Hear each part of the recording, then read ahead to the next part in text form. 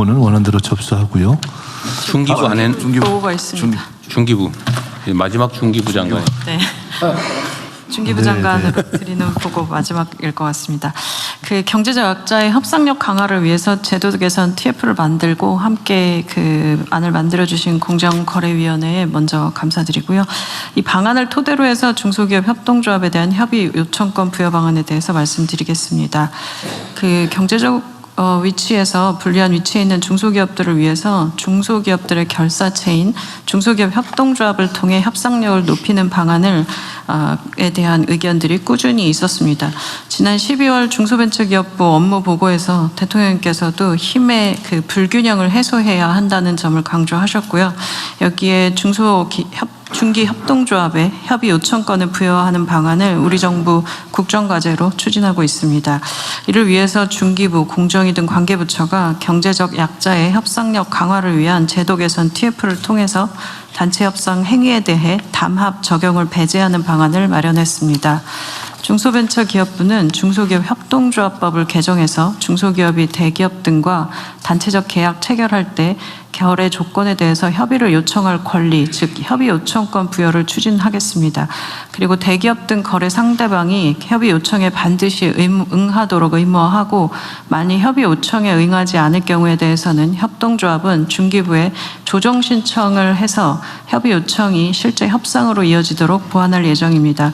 공정위와 함께 마련한 담합 배제 방안을 통해서 이러한 협의 요청 관련 행위들은 담합 예외가 적용될 것이고 중소기업의 협상력 강화와 공정거래 질서가 조화를 이루도록 제도를 마련하겠습니다.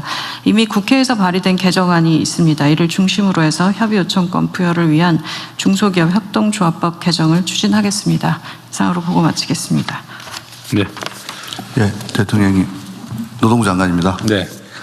지금 한참 최저임금 심의가 진행 중입니다. 매년 최저임금 인상을 둘러싸고 저임금 노동자와 소상공인, 영세 소상공인들 간의 제로섬 게임, 즉 일부 언론에서 을들의 전쟁이라고 이야기하고 있는데 이 제도는 을들의 전쟁을 을들의 연대로 바꿀 수 있는 단초를 마련할 것으로 기대됩니다. 이것은 실질적인 경제민주화라고 저는 생각합니다. 저임금 노동자는 시장으로 나오면 소비자이고 이 소상공인은 비임금 노동자입니다.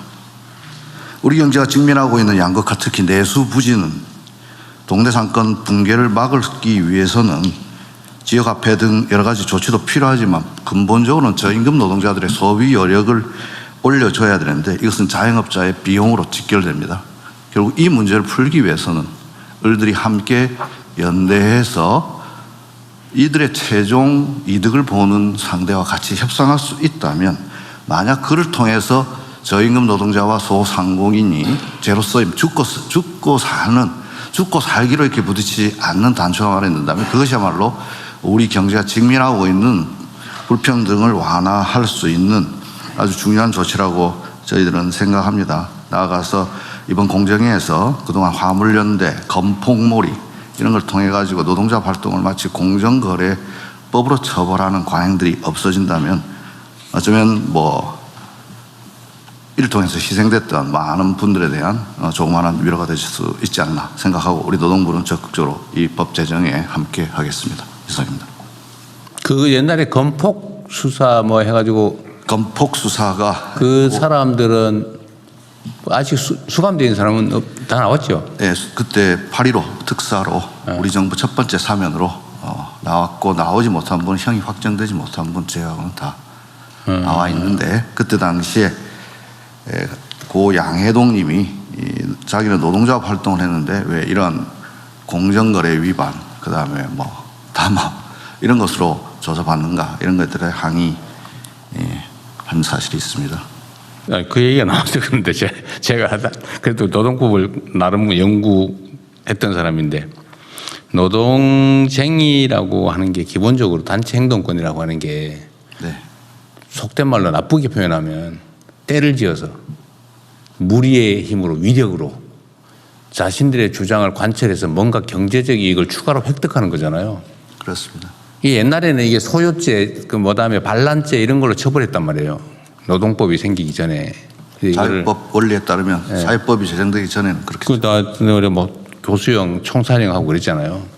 근데 그 후에 이제 노동조합법이 관계법이 생겨나면서 이제 단결 교섭 행동권이 생겼는데 이거를 건설 노동자들이 왜 때를 지어가지고 저 건업주한테 압박을 해가지고 왜 추가로 돈을 받아냈냐? 이 공갈 뭐 이런 걸로 좀 처벌했잖아요. 그렇습니다. 근데 다 난 그게 어떻게 난 법원에서 유죄가 나는지 이해가 안 되는. 그래서 그런 것들은 다 법원에서 임금이라고 다 판정을 받았으면. 그러니까 무슨 뭐라더라 무슨 비? 예, 그게 뭐 있어요. 저기간에 뭐 관리비 비슷한. 네, 그런데 그걸 받는 걸 다 처벌을 했는데 그거는 임금이라고 하면서도 단체 행동을 통해서 임금을 더 받거나 요구를 한 건데 그거를 폭력행위로 처벌했잖아요. 그렇습니다. 원시 국가로 되돌아갔던 거죠. 어쨌든 잘 정리되고 앞으로는 그런 일 없게 해야죠. 예, 그래서 이번 이 법이 제정되면은 그동안 그러한 그야말로 불공정한 관행들은 없어질 것으로 기대되고 노동조합 활동에 있어서도 그리고 더 나아가서 노동 3권을 보장하는 이유는 결국 국민 경제의 건강한 발전을 위한 것이기 때문에 네. 우리 경제가 직면하고 있는 이 불평등을 해소하기 위해서는 을들의 연대가 반드시 필요하다고 생각됩니다. 그렇습니다.